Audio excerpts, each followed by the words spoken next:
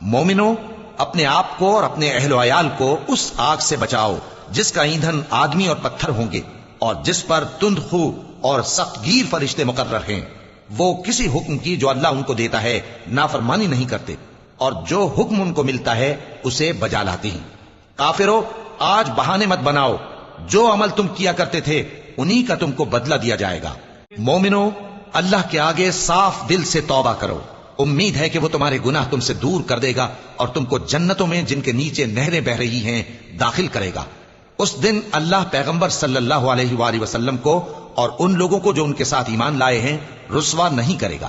بلکہ ان کا نور ایمان ان کے آگے اور داہنی طرف روشنی کرتا ہوا چل رہا ہوگا، اور وہ اللہ سے التجا کریں گے کہ اے پروردگار، ہمارا نور ہمارے لیے پورا کر اور ہمیں معاف فرما، بے شک اللہ ہر چیز پر قادر ہے۔